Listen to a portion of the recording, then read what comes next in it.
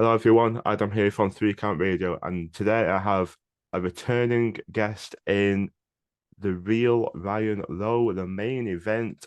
How are you doing, my friend? Boom, boom. You know it. I'm good, man. How are you? Boom boom. Hi. 9-9. Can't get It's 9-9 the references. way-o, way-o. I'm bloody brilliant, mate. How are you doing? Yeah, not bad. Not too bad. Just chilling in the luxurious bachelor pad. Bachelor pad of Staley Bridge.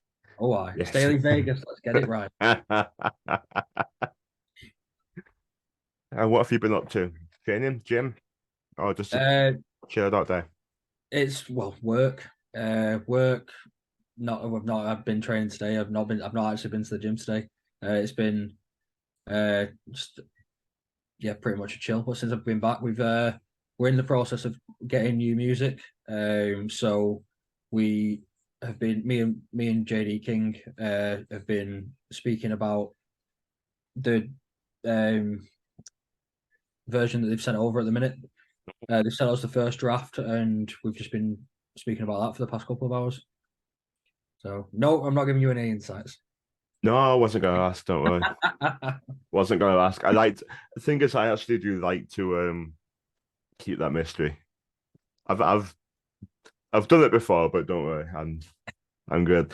I was just gonna say it's gotta feel weird, like not hearing that theme. It's gonna be very strange not hear Andy Samberg in There's Northern Ireland. so the version the version that we got today was kind of a mixture. We are trying to stay with Humble, but we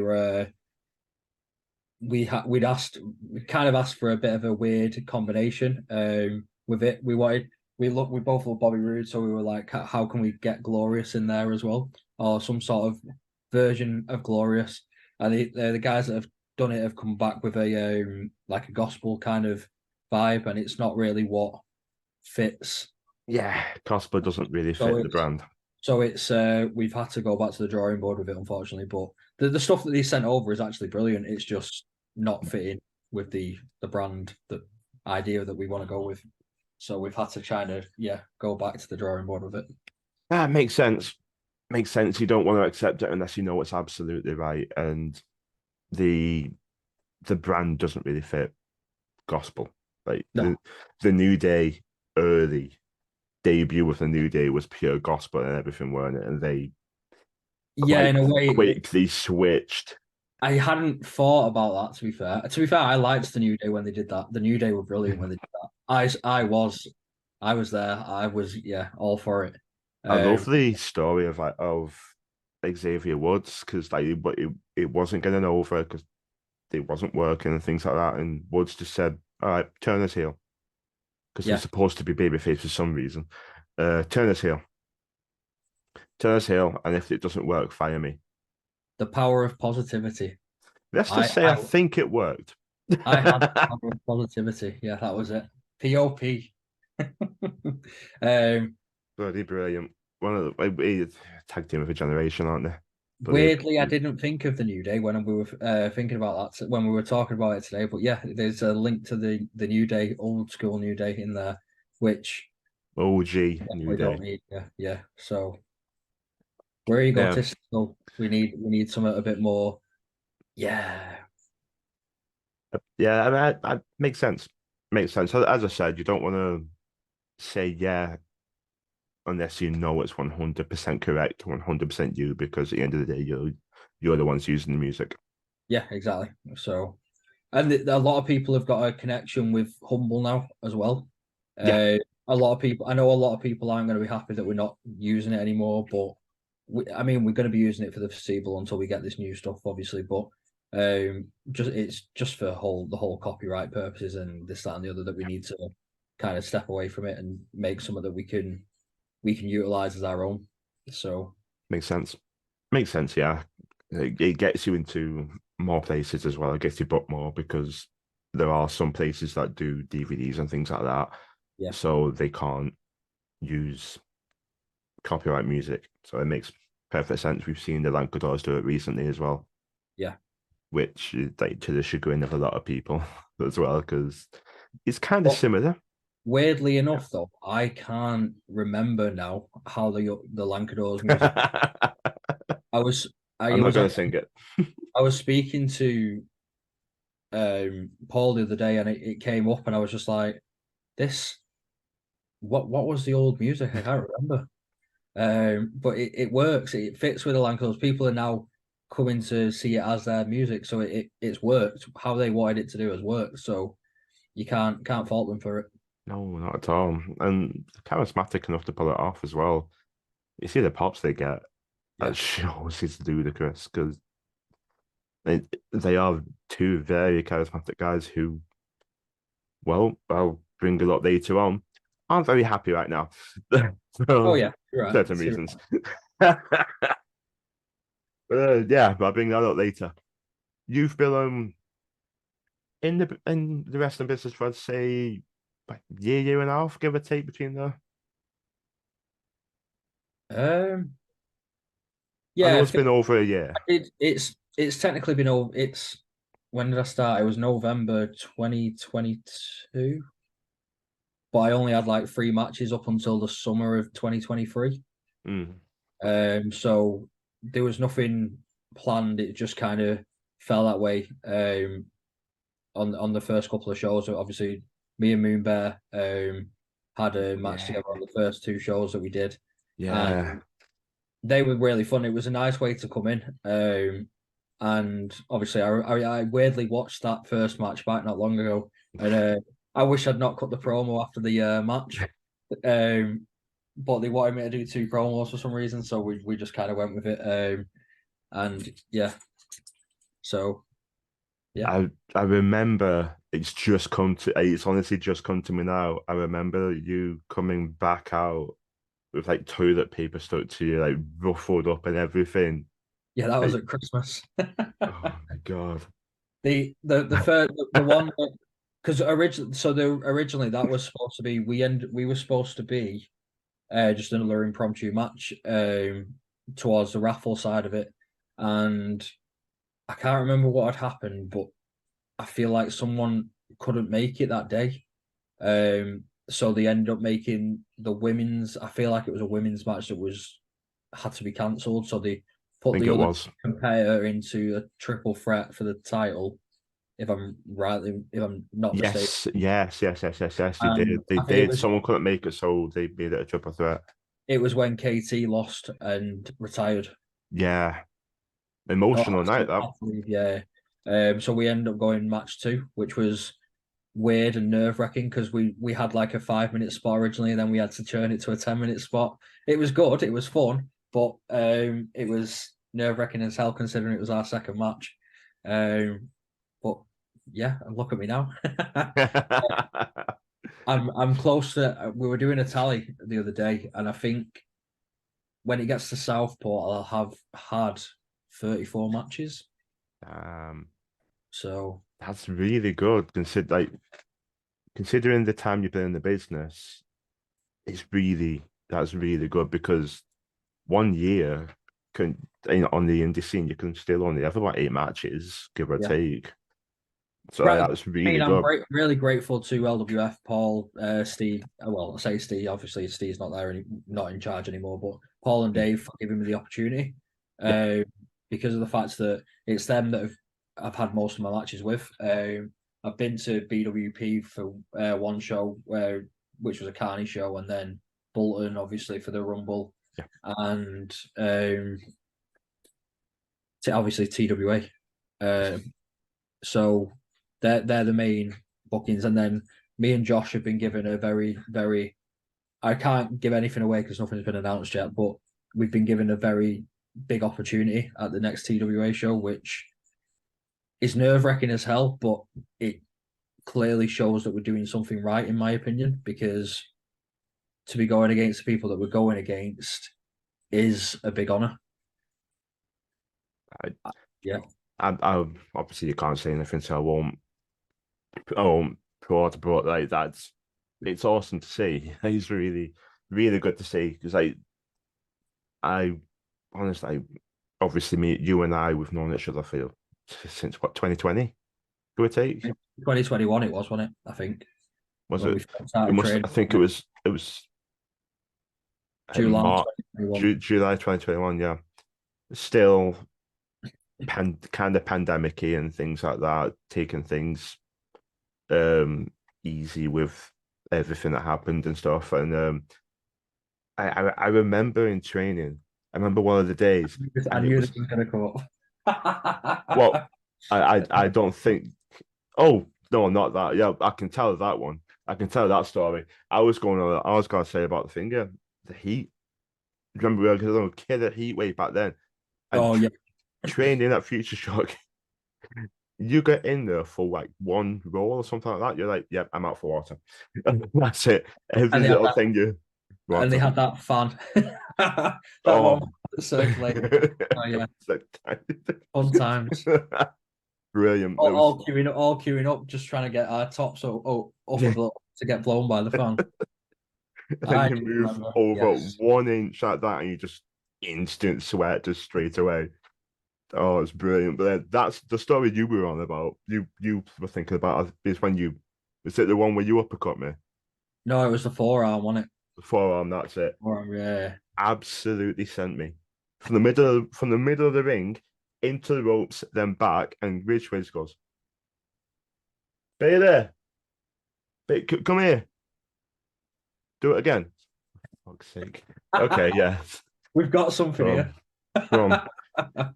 Does it again into the ropes, back again, and he goes, and Bailey just goes, "Yep, Adam's not coming back." Why do you think I've started wearing that elbow pad again? I think that was an omen because not long after I got injured, I couldn't go again. I think that was an omen. Good times, man. Good times. I bring it up though because like I've known you for so long and seeing you succeed where you are and now you're with JD. Like I've seen you singles and now I'm seeing you thrive as a tag team. Like how are you feeling? Like how's the change feeling from singles to tag with JD? It's well, me and Josh, as you know, have been like really best mates um since we were in primary school. We didn't go to the same primary school, but we've known each other that long. And it's nice to be able to, considering I was doing this journey on my own originally. It's nice to have that emotional support of a best mate there with you, doing it with you, and seeing us thrive together. Is just like you can't fault it. It's one of the best feelings in the world, knowing that your close friend who started a year after me, and he's put faith in me, he's put trust in me to tag with me, and um, shown us support and willing to want to progress and whatnot to us obviously now challenging for the LWF tag team titles. It was a buzz that not many people will understand, I guess, but it's such a thrill being able to do stuff with your best mate that's um so rewarding. It's incredible. And you can see it as well. Like when I've always said when because obviously I've been watching the indie since 2017, and you can tell when people are and you can tell when the wrestlers are enjoying themselves in the ring. You really can. You can tell when they're enjoying themselves. You can tell when some of them are just phoning it in, and you kind of lose the crowd a bit. I've never seen you phone it in because you have that passion. You never will. You never Yeah, will phone it because you have that passion. You love doing what you do. I don't. Seeing JD improve the way he has in such a short amount of time as well is insane. He is a Abs- brilliant. He is a brilliant wrestler. He's very weird. He's the sporty one out of the two. I was having this conversation with him not long mm, ago. He takes the stuff a lot easier than I do because of the fact of he's a lot more gifted in the area of sports and whatnot. He's clearly made for doing this kind of stuff. Obviously, he takes a lot more high risks than I do. I say that I know I do dives out the ring, but it's not. it's to me it's not as high risk as getting up to the top rope in my head. Um, and maybe I'm putting myself down there a little bit, but it is what it is. But it's so nice to see him come so far and to see that we've found something that works because clearly the fans are very much behind us, even though they're not. It's a weird combination to be. It's place to be in because obviously people love us. They love to boo us. They don't boo us because they hate us. If that's the right. You're booed because you're very, very good heels. Yeah. I I agree with you in terms of him being the more athletic of the Yeah. two. I agree with you there, but what? Because I say this to a lot of people. Like, he's obviously the more athletic one with the more athletic moves and things like that. But what I like about you is you've tailored everything you do in the ring, all of your moveset, you've tailored to piss not only your opponent off but the fans off. Oh Every yeah. little Yeah. thing is such just a slap in the face to everyone watching. Like, you do the roll and jump and then just push them in the face or something like that, and just big build ups for just a slap and things. Very little payoff. But like, if he's the more athletic, then so fine, great. But what you've done is something that is very rare for a lot of people, actually, and that is tailoring everything you do to piss everyone off. It's brilliant. I think what it is as well is the fact that I mean, I don't know if you agree, but I'm in my head an entertainer, a born entertainer. Oh, I like to be the guy that puts not necessarily smiles on faces, but I like people have paid. Sorry, not paid. They've got their worth out of coming to, for example, a show yeah, because of the fact that if they've paid, whether it's a free show, whatever, they've come to see us do what we do. yeah. And if I can leave them happy, then I'm more than happy about it. Especially the fact that we've had this is a buzzing weird but buzzing compliment that every wrestler could probably vouch for is that the fact that I'm getting this is awesome chance in matches and we have in the last 4 matches we've had is just astronomical. It's weird, but we're clearly doing something right. Massively, yeah. Yeah, I believe you are because there aren't many people like you in terms of the local indie scene, in my opinion. Like, just the way you carry yourselves, the music and everything, and the fact that you are a legitimate tag team. Like, you've got obviously the Zuby weights, you've got the meat wagon. Like, you know, a lot of tag teams, you kind of just see them kind of thrown together a little bit. You are a born tag team, Yeah. and it's organic to the Yeah, and fans. I think we complement each other as well in the sense of because we both we're both quite cocky with it. We're both quite arrogant, or how you want to put whatever you want to say. But the way that we bounce off each other, because Josh is the more athletic, I'm the more entertainer-esque, whatever you want to call it, the more cocky, do things to suit my character or bring everything down to suit my character. I think it just complements each other so well because obviously on one hand you've got Josh who's aggressive from the get-go, whereas me, I'd be cocky up until a point where I needed to turn aggressive. Yeah, Whereas Josh would be just aggressive from the get-go. And I think weirdly it just it complements each other in the sense of it just works. I don't know what we've got, but whatever we're doing, it's working and you've got it's it. yeah. Yeah, I sent this to Josh the other day, like the other week or something.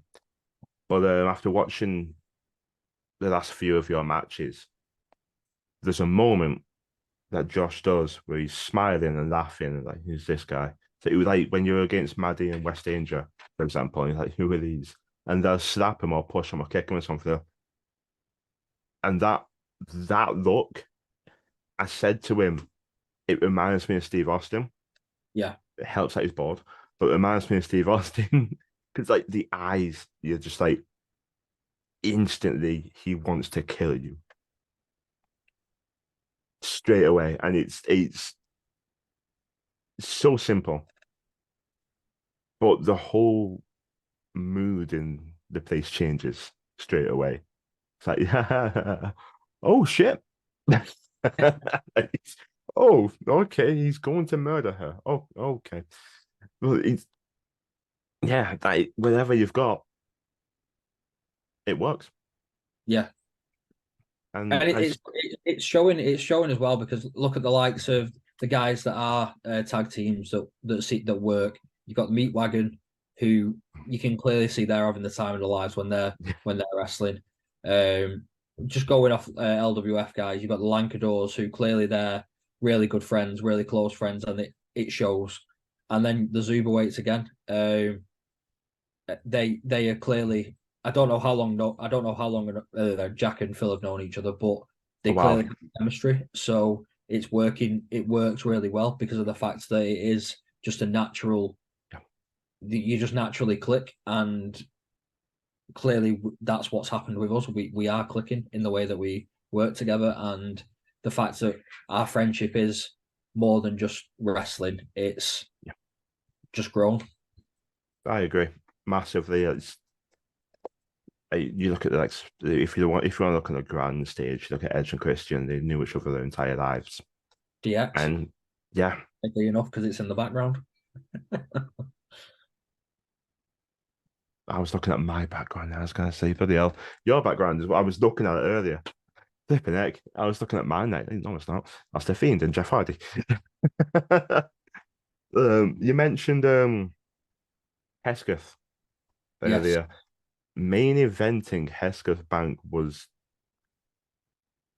that's got to be one of the top things you've done so far.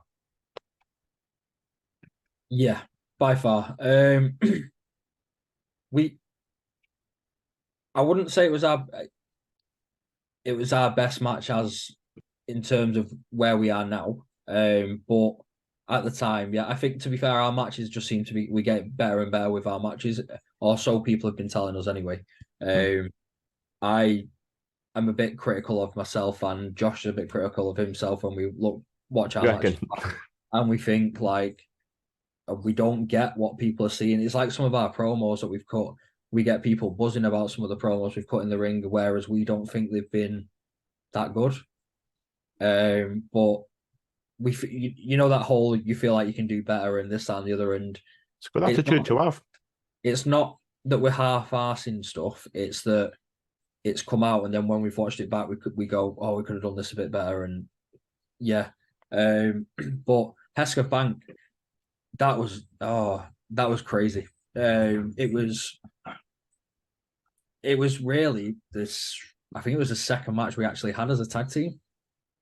We'd had Bob and Dustin in a tag team match at a Mutiny show, and then That was when uh, Justin turned here, wasn't it? no. No, Dustin turned heel at a different Mutiny show. it was on Bob. That's okay, Yeah. fair. So we that was Josh's first match with me as a tag team. In fact, it might have been Josh's first match in LWF back in October at Mutiny. There's no video footage of it, unfortunately. So the hard Oh cam at yeah, the time had tilted, so we didn't get any recording of it. Um, but it was the first time we'd put a match together, and then going on from there, the next match we had was with in a 6-man tag. Um, so it was technically our second match together that we had the Lankadors in a title match, which is insane in itself. But it speaks the volumes again of the lack of tag teams that are across the UK, or legitimate tag teams that are across the UK. And speaks to violence of the trust they've got in you as well. yeah, and it was just so much fun. Working with the Lankadors is one of my favorite things to do because we do just beat the shit out of each other. It's They not want that though, don't they? yeah, it's there's nothing more legit than it. As much as I know it's wrestling, it's not necessarily real. It's choreographed. It's being really good friends with people in the ring means you beat the shit out of them more. Yeah. And you lay it in more. And the Lankadors are really good friends of ours, and it's shown because of the chemistry that we have in the ring together. We work the crowd some chronic, and we it's like the four of us when we're in the ring, we just gel and we get it. So that match was I think that was the start of the brand being the brand. We didn't know where we were going with it. We didn't know what we were doing. We had an idea. We had an inkling. Obviously, we'd spoke about the brand years before. Yeah, I remember you and I talking about it for years. And then going into Hesketh, we'd cut a promo, and we were nervous as hell. It was nerve wracking. We were main eventing. It was Paul's backyard, and then we had the idea of the signs, the screw the brand and stand with the brand signs. Genius.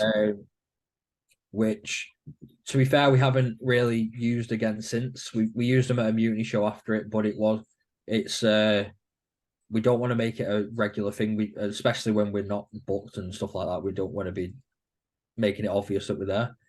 And not booked, yeah. Yeah. Well, we weren't at Slamaganza. It was an impromptu match. We weren't officially booked, were we? But Hesketh Bank was absolutely insane.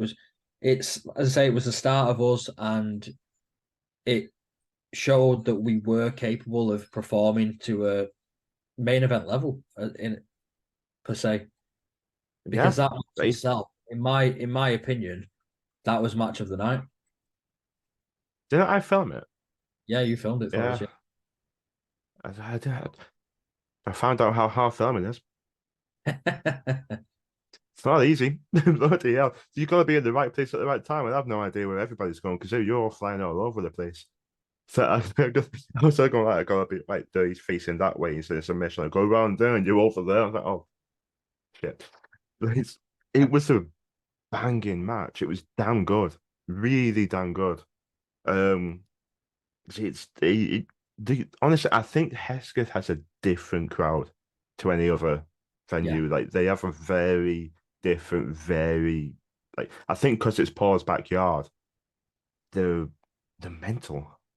The crowd's absolutely mental, and it only served to help you and the Lankadors in your match because, as you always say, like main event can always be it can often be the most difficult match because you've got to end on a massive high. WF just seems to constantly just do that over and over. But that Hesketh show was something special, and yeah, like I was massively proud.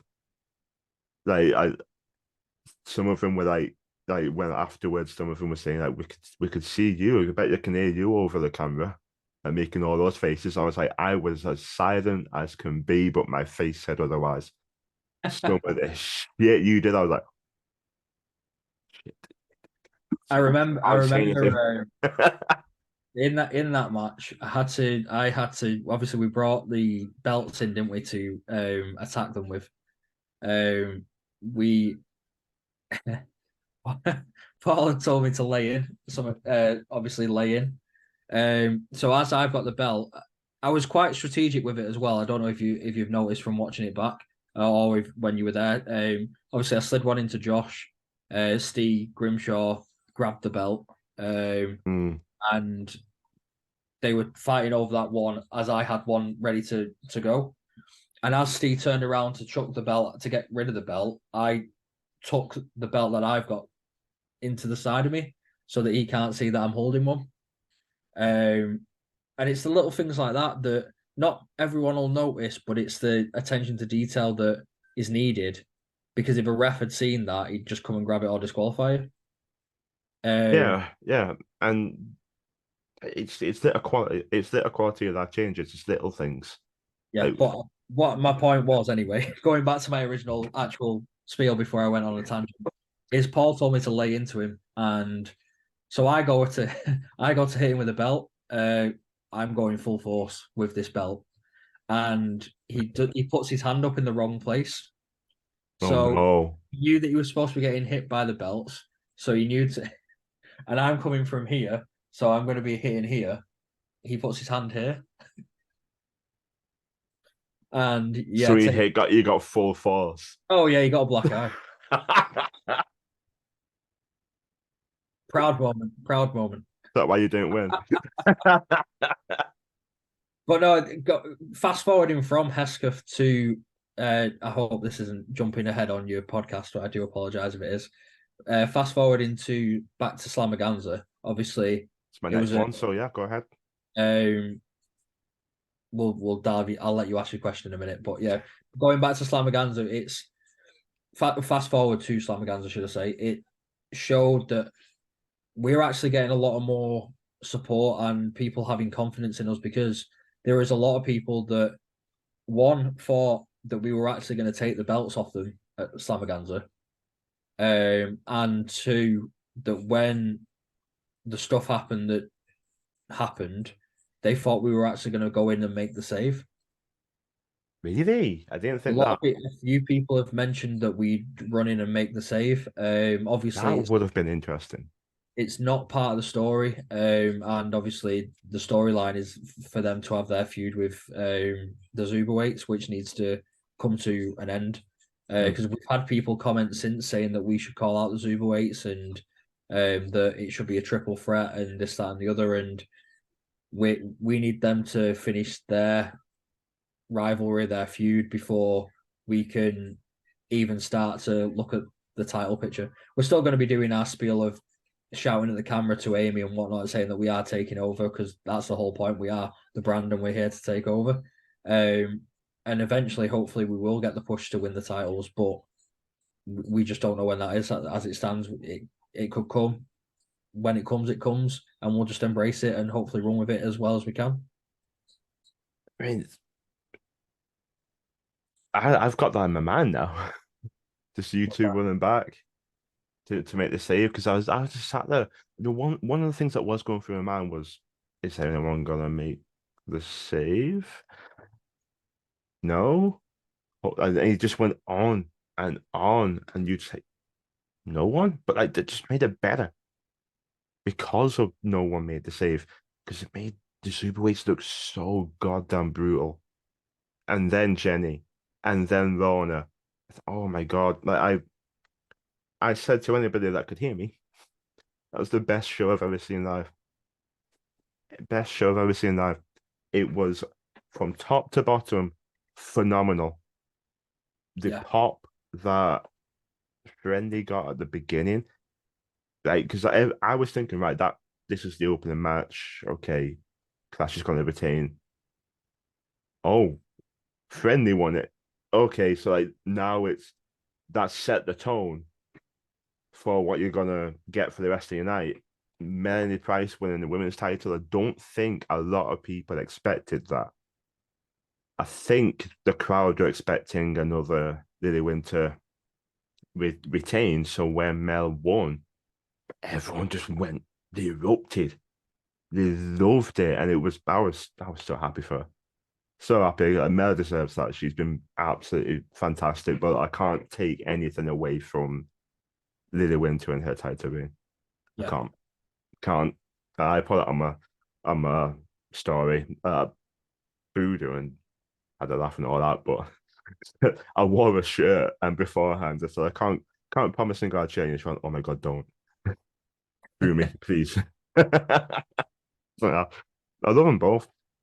But how would you compare the two? Of course, Hesketh Bank your main evented, but of course at Slamaganza 5, yeah, there was a non-finish, but still a really great match. So Thank you. how would you compare the two? Yeah, not a problem at all. How would I compare the two? The experience is what the main thing that I'm going to say. And now I can hear drilling. Great. Um, yeah, experience is the thing that I'd say is the thing that separates the two. In terms of the first match, we were very green, very new to it, and the match was mainly planned by the Lancadors. Obviously, we kind of filled in our bits that we knew we were going to be filling in, but in terms of the match itself, it was put together by Dave, who was there at that point trying to start planning matches himself. When we got to the Slamaganza show, we actually put the match together. Oh, interesting. So the first we put the Bob and Dustin match together when we first started. Then we tried to put the one together for Hesketh, but David had already come up with an idea of what he wanted to do. And then from there, it was a case of we added our bits into it, threw the bits in that we needed to include, and then we just kind of followed Dave's match plan. When it came to Slammer, it was practically the complete opposite. They included their bits, they added bits into it, but we basically followed our match structure in that one. And luckily, it's been what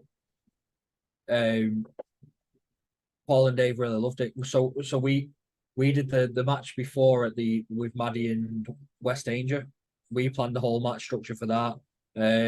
Included hope spots. Obviously, they added their bits in the sense of their shine and whatnot. But in terms of the whole match plan itself, it was our idea, and it showed because it showed that Paul and Dave loved it and trusted us because of the fact that when it came to Slammer, they let us pretty much put a plan together, approach them. They added their little bits in, and we pretty much followed that structure. We knew that we needed to finish in like everyone go down a shotgun bit, because obviously the stuff that was happening, we didn't know what was happening with Jack, Jenny, and everyone. We just knew what was happening with the match and that the Zuberweights were coming out to attack, and we just needed to plan up to the point where we knew that they were coming out. So that's pretty much what we did. If it wasn't for when we got there and the fact that we saw Jack, Jenny, and Philip Michael come in before the show, I probably wouldn't have known they were there. But like, it was always in the back of my mind, like, oh, okay, trying to piece certain things. I like to piece little things together and like try and guess where it's gonna go in my head. I was like, what? How do they factor into this? Are the brand gonna win and they attack and this? Are they gonna? I was thinking that post match. So when they came in and just wrecked shop, I was like, oh, okay, oh, fair enough during the match, okay. And it was just it blew everyone away, and it the entire it was a great match that led up to a great moment, and it left the crowd stunned. They were silent, like a good silence, like not like bored. They were stunned. I think I was the first person to boo, and I said, "Screw you, Jenny." I can't say "fuck you, Jenny," can I? Like, it was bad. It was for LWF standards. Like that was far. That was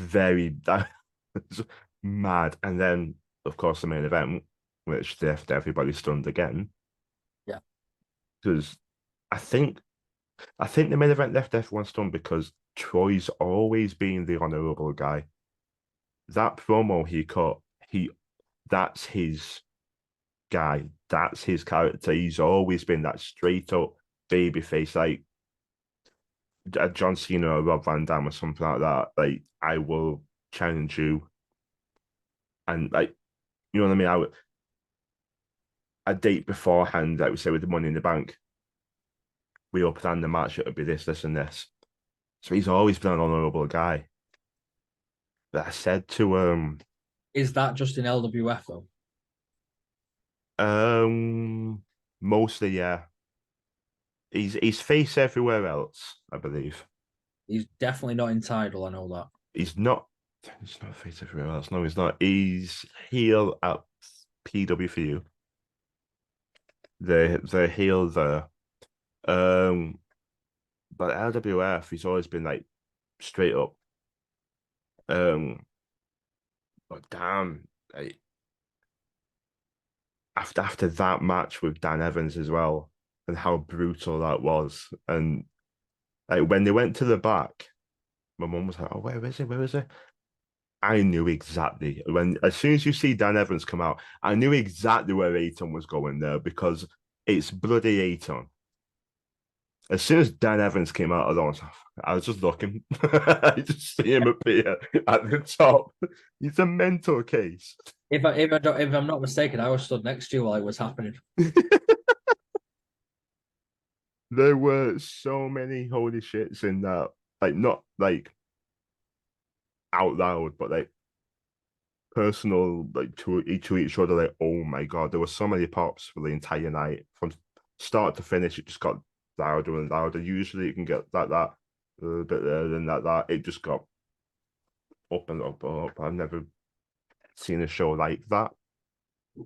Of course, I went to Extreme Fears at TNT, but it's an 8 hour show, so there's a bit of a difference with like you know bands on upstairs and everything. So it's a little bit different, but of course, like for like an indie show.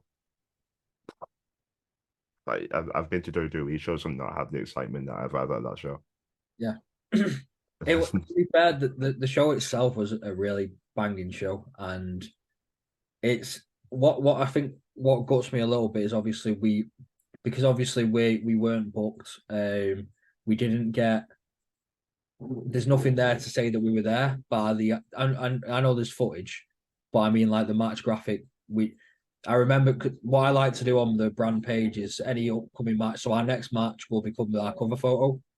So Oh yeah, next we've got the Void and next we've got Moonbear and Cosplay Ken, and so they're yes. now that's our next match. So that's our cover photo up until Mutiny's happened, and the next match that we've got is available, which is Southport as it stands. So Southport will then become our cover photo, and that's Interesting. I'm trying to keep it that way so that it's showcasing to anyone that goes onto our page will see the next match that we are in. And obviously we didn't have that a bit we didn't have the ability to do that for Slammer because we weren't supposed to be booked and we were trying to because we'd already set up about doing Brandaganza, we then couldn't turn around and go add our picture to the thingy Yeah. because it kind of destroyed the point of what we were trying to achieve with with Brandaganza.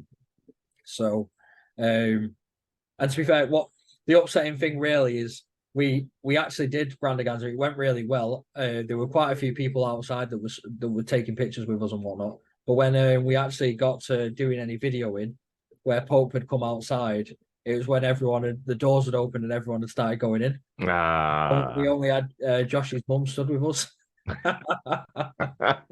So the actual video footage, in a way, is really bad. But for a off the cuff kind of little promo that we did, it worked quite well. So it is what it is. I mean, I bet you sold a fair bit of merch too. Yeah, we did. Well, we've made enough to pay for the music. So Pay for what, sorry? our music. That's fair play. Yeah. So Fair it's play, but yeah. definitely not a bad thing. But in regards to the main thing that I'd say is experience in regards to the difference between Slammer and Hesketh is we were still fresh faced, we were still green or whatever the terminology is to wrestling in terms of as a tag team, especially. So we, as much as we knew we worked well together and we'd be able to gel because obviously we've got that connection as friends. It's still.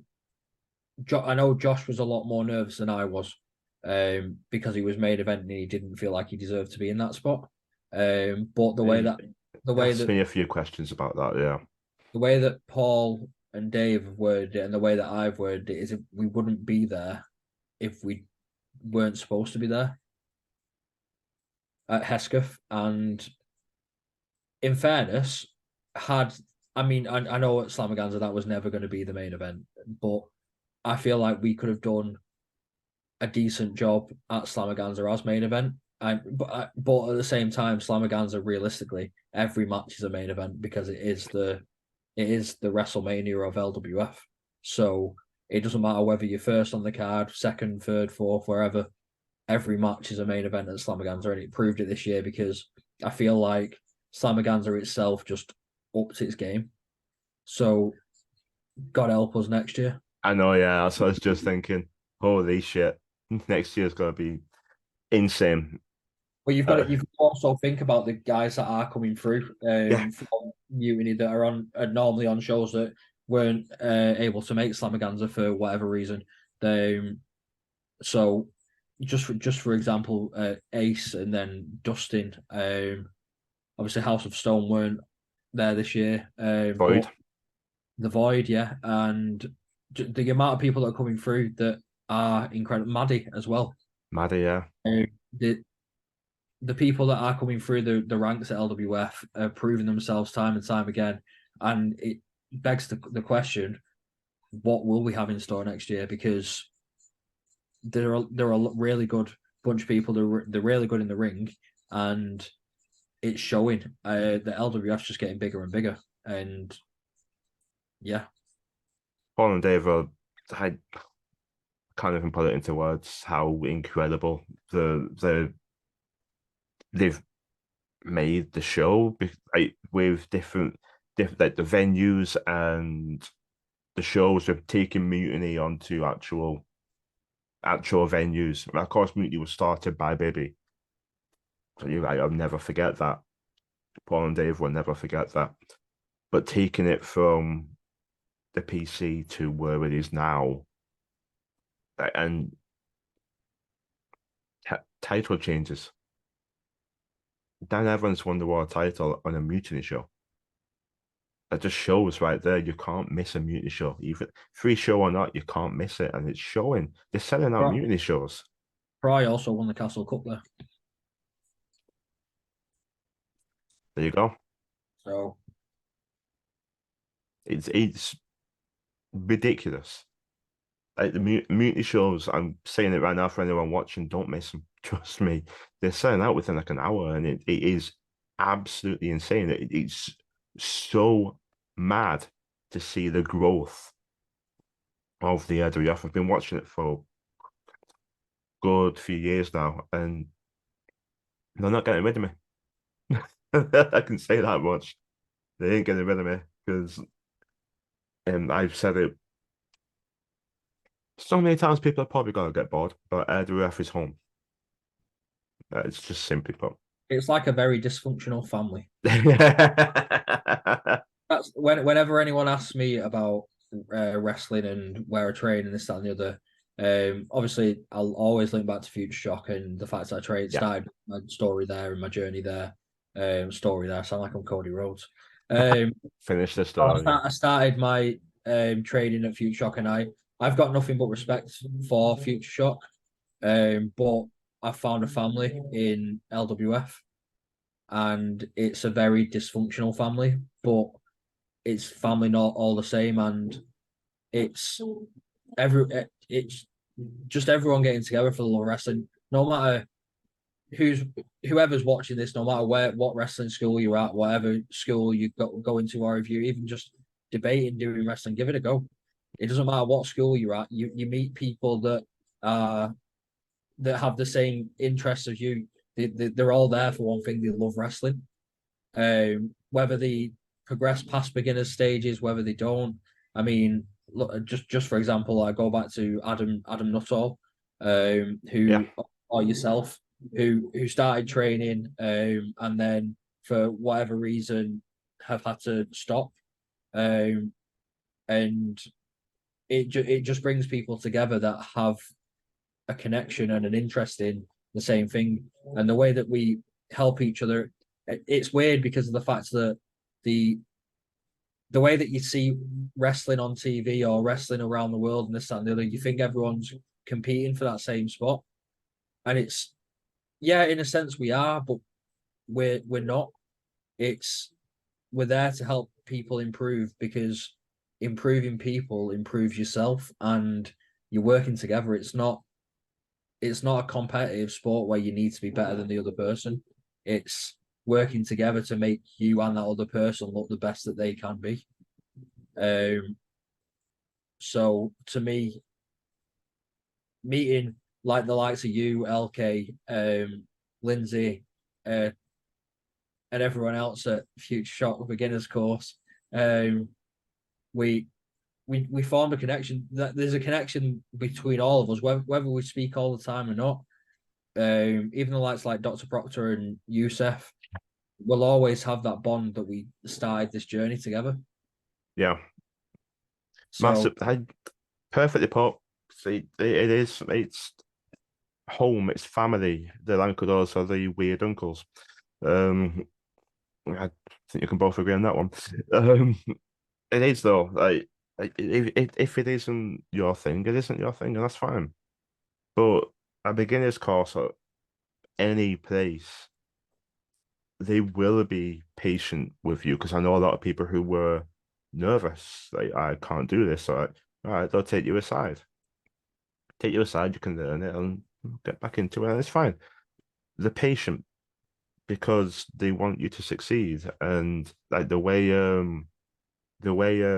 like Paul, at least Paul anyway, does training is that he wants you to train and perform as if you're in front of a crowd because that's where you'll be. And it's really well done at the AWF and something I'd like to get myself back into when I'm in the right space. I'd like to get myself back into it purely because, well, it's fun. It it's is, it's it's not fun. it's not just that. It's a even if you don't see it going anywhere, if it's something that you enjoy wrestling, it's something to it keeps you fit. Yeah, It doesn't have to necessarily be because my goal when I started training and Josh's goal, and I don't know about you yourself, but it's not about having a match. It was never when I first got into yeah, obviously I wanted to have a match, but the idea was I was getting there to give training a go, see if I could handle it, see if I could hack it, get myself in a better shape physically and mentally, and see where it went from there. And obviously, it's just kind of taken off from there. And then you get your first, you then get to a point where you feel like you're ready for your first match, and then you get booked for your first match, and you think the idea is that you have one match and you'd be happy, and then you have that one match, and then you want more and more and more. But the only way you do that is by starting and actually giving it a go. So I'll say it to anyone. I say it to everyone that even mentions the and as an idea. I say if it's something that you think you'd be interested in doing, give it a go because at the end of the day, it's something that's in a weird way it's changed my life and it's made me part of a beautiful world that I wouldn't have known existed unless I'd given it a go. you never know. Like, and let's be honest, you're not losing anything. No, You're not losing anything by trying. It's a new experience. It's a new day. It is. It's a new experience. It's a brand new got the power of experience, and positivity. it's a new generation. Bloody Cody Rhodes back in the day. Um, he was the original New Day. Yeah. Yeah, it's true though, because you're not losing anything by trying. All you're doing is just trying something new. And if you don't like it, it's not for you. If you do, great. There's a chance somewhere down the line you might get booked on a match. And like much like tattoos, I was an awful showing of a tattoo, but much like tattoos, you think, oh, I'll only get one. Then you get inked. Then you want more and more. And then yeah. So it's much like that. So yeah, it is what it is. It's very addictive. You get the bug quick. And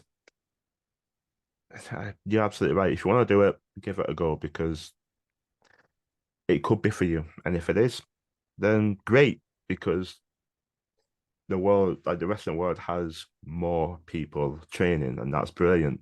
There's only one rule: don't be a dick. Simple as that. Don't be a dick. 4 words, simple as that. Don't be a dick.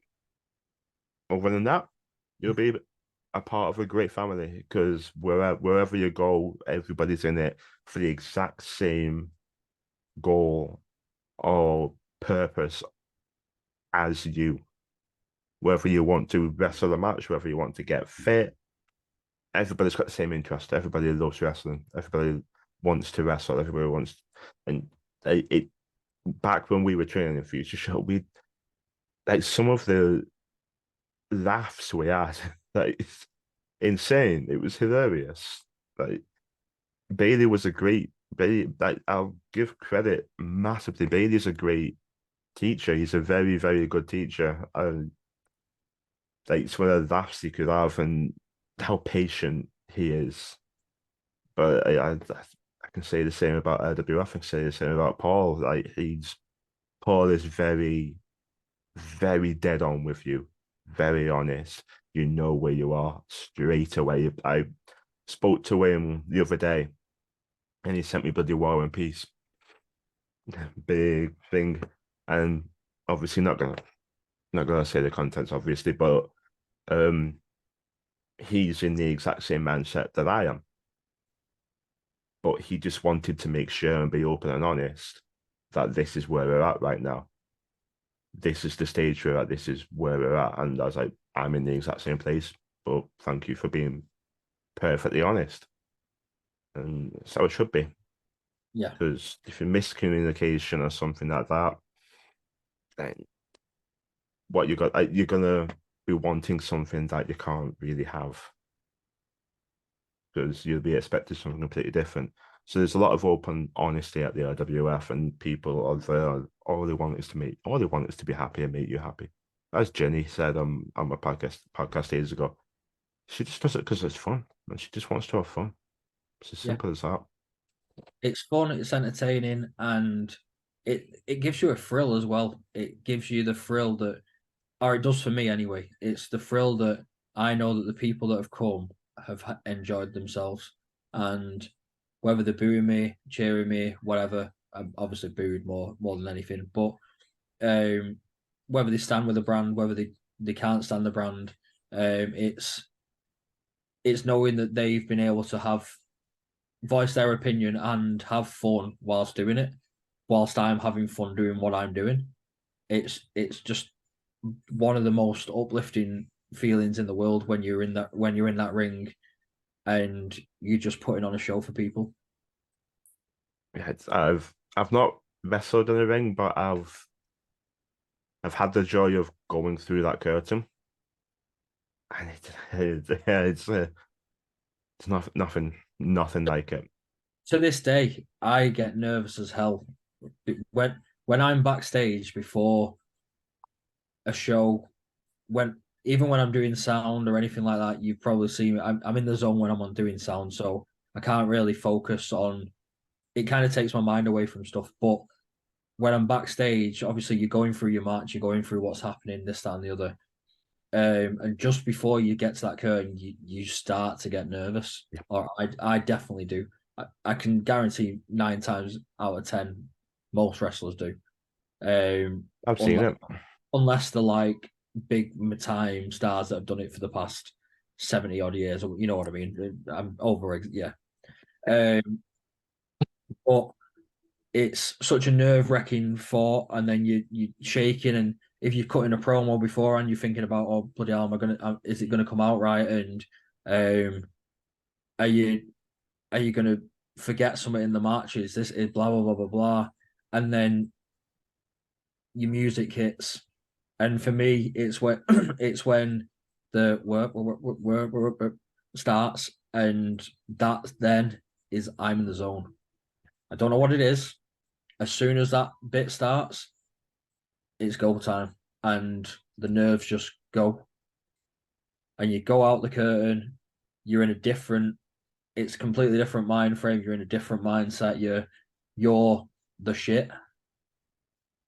So you're then walking around the ring. You're coming out, giving the fans stick, whatever, and it doesn't matter what happens next because you are the shit, and people need to be paying you attention. That's the exactly. way.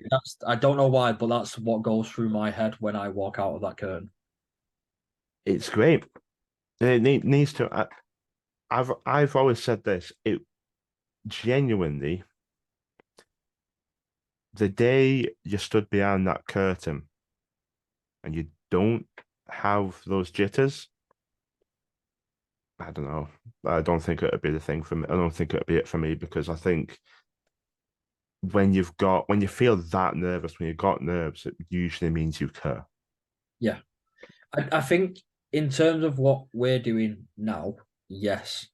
When you get to a level where, just for example, I'm going to use Roman Reigns because someone mentioned it. Someone asked me this question the other day.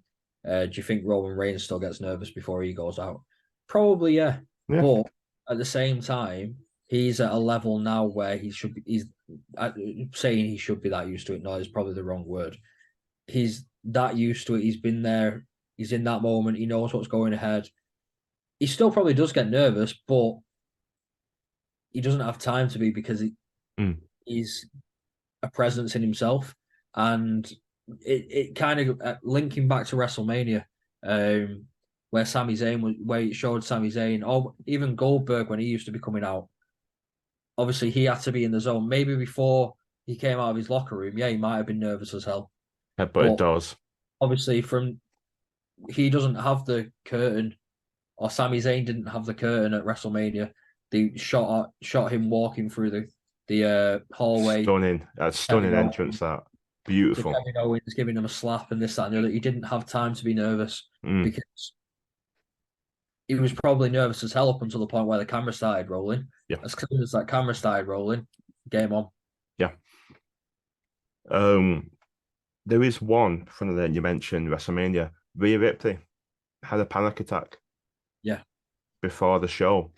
As soon as she went out, though, there you go.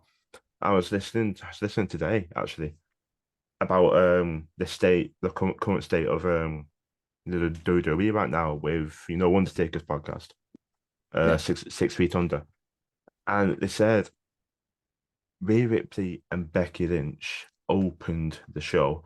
You've got a mid card match with LA Knight and AJ Styles. The way the WWE is right now, that is blinding talent. That is talent right there, and it is amazing to see it thrive so well.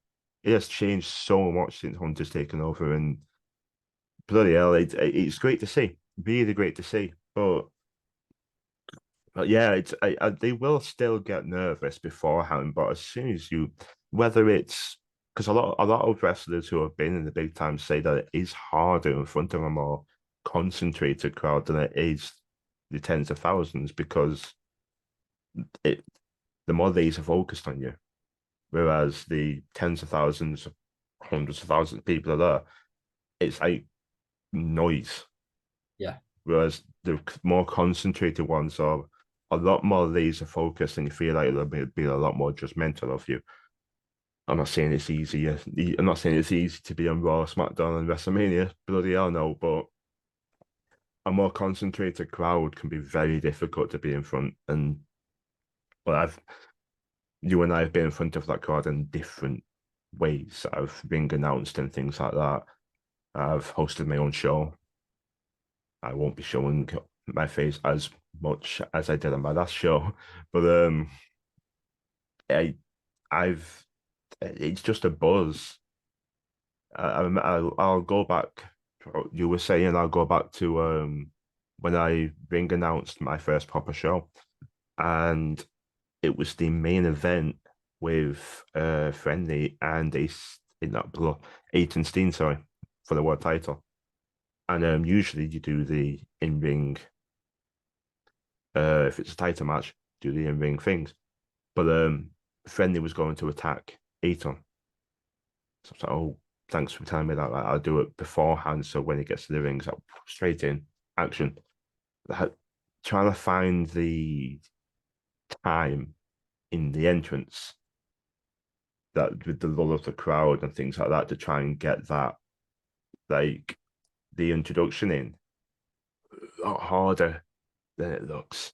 And like it's like having done it, gives me so much more respect for Samantha Irvin for what she's doing because oh my god, she's killing it. She's absolutely killing it because ring announce is not easy at all. I can imagine commentary is just as difficult because having done radio, it's kind of in a way kind of similar in a way because they're both live and you've got Yeah, one take, but it's a strange feeling because as soon as you come out that curtain,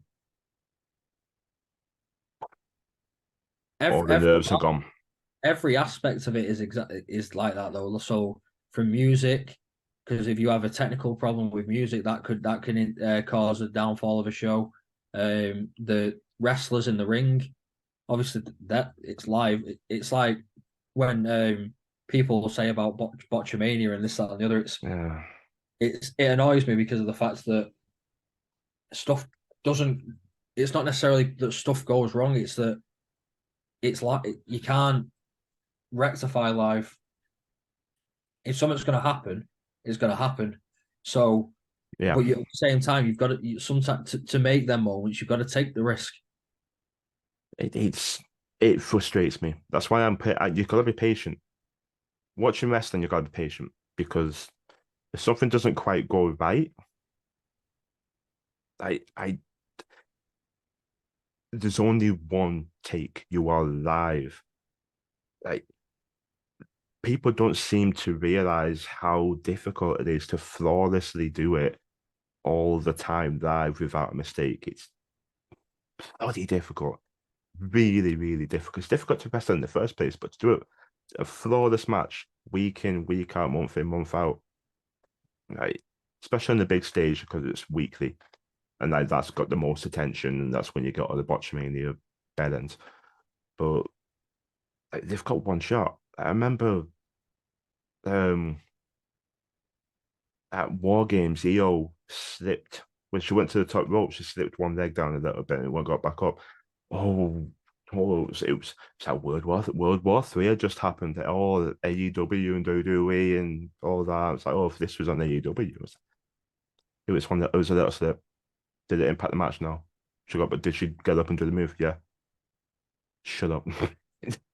Was it a great match? Yeah. Oh my, shut up. Just enjoy it for what it is. Yeah, Matthew can do all he does on Botchamania and all that. I don't watch him, but I don't like people calling out botches when they can't do a bump. Yeah, Don't like that at all. I'm gotta be patient, especially on the indies, because you're literally watching them learn live as they go, because you can only train for so long. Like you're literally watching wrestlers grow, but that's why I find that's the beauty of it in my eyes. I'm watching people grow from their debut onwards. That's the beauty of it in my eyes. But people, like, you have to be patient. If something goes wrong, yeah, it went wrong. But I feel bad for the wrestlers. That something went wrong because they, no one will be killing themselves more than the wrestlers for once. It might, for me, it might just be a small thing that went wrong. But for a wrestler up here, it could be like the biggest thing because they'll be blaming, like thinking on themselves, oh, for fuck's sake, I did this, or and I feel bad. I don't want to sound condescending, but like it just sucks when you get because you just know there's going to be someone. There's always someone. Botchamania, yeah. Can you do it? No. Dead ends. Sorry, rant over. Yeah, it is what it is. But yeah, Slammiganza 5 was best damn show I've ever seen. And I'm glad I'm able to speak about it with you so it's on camera, recorded on YouTube. So for next year, when the next Slammiganza is out, it'll be up there and then up there because I'm I'm confident in the RWF. Anyway, do you have anything to plug? And I I know I'm asking the wrong person for this. So for the next 5 minutes, the floor is yours. What's that supposed to mean? Any I mean, social medias, any just, upcoming just, shows? just stand up a little bit. Go on, stand up. No, stand. Yeah, Out. new merch, new merch. Look, I'm glad that you wore that one because I decided to wear this one. I wore this one because you don't usually like wrestling merch equals black. So like you do different colored merch, which I like, and this is a really nice color blue. To be fair, we were debating doing that in two different colours. But obviously I had this done and I've been wanting to use this for a while. The everyday I'm wrestling thing. And I just thought, you know what, we've got the blue t-shirt. If it limits people to wanting to buy one, if you get me. If you've got the same coloured t-shirt, sorry, two different colours of the same t-shirt, they're only going to buy one more than likely, which obviously it showed with my purple and green Yeah. last time. I mean, thankfully they all sold. But the idea with this is that I love LMFAO, as you know, and Yeah. this one is just a case of we wanted to get something out there that was a bit different. And yeah, it's so far it's worked. So brand stuff is available at shows. But otherwise, we've not actually put it online this time. So we're trying to stay away from online stuff, I suppose. Obviously, we've got the YouTube channel, which I actually don't know the link for. I'm not gonna lie. I'll put it down It's below. the All the real socials and everything down below. it's the real Ryan Lowe brand YouTube page. Then we've got the brand Facebook page and the brand Instagram where we post most of our promos, clips for matches and whatnot, plugs. Then obviously we've got shows that we've got coming up. We've got Mutiny 17 on the 12th of May. Unfortunately for the people that are watching this, it's sold out, so you missed out. Sucks to be you. The Get to the next one. The next one that I'm aware of off the top of my head is the 25th of May at Southport. So make sure you buy your tickets for that if you want to come down to see the Lancadors fight the brand. Always a great match. And it's based around Backstreet Boys, so why wouldn't you want to come? Tell me why. I'll now go through there. And then we've got Aces High next. We actually haven't got a match. We haven't got anything announced as of yet at Aces High, so I don't know what the plan is for us there. I don't know if we're booked. I don't know. But all I can say is it's an LWF show. Make sure you go. It's the LWF are doing great things at this moment in time, and it's showing. So yeah, if you want to see some good wrestling, even if you don't even have to be a wrestling fan to enjoy it, it's just a very good family fun day out. And you might be surprised by the fact that, yeah, you may have not liked wrestling, but what we showcase on shows is not just it is wrestling, but it's fun. It's different. Yeah, it's different. It's definitely different. 100%. It's the indies isn't what you see in the WWE or AEW. It's very, very different, very close. You get to meet people and talk and make friends. So I personally don't see why you wouldn't want to go. But it has been, and I can't believe I'm actually saying this, but it's been an absolute pleasure to have the real Ryan Lowe on my podcast. I'd have a dig. I'd do. Unlike last time, when I took over and made it my show because my show was better. I thought I'd allow you for that one. You didn't allow anything. I made it. I made your show a hit. Lies. No. The viewership, the viewer count doesn't lie, Adam. Well, I just had the views for that one video. I don't know how. No idea how I'd do that. To be fair, I don't even know what the view numbers. I don't even know what the view numbers were. To be fair, neither do I. It was a while ago. Watch it not be even one of the top ones that has been viewed. Not got a clue, to be perfectly honest.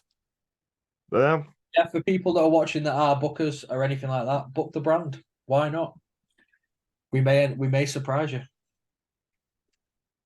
I'll back that one up.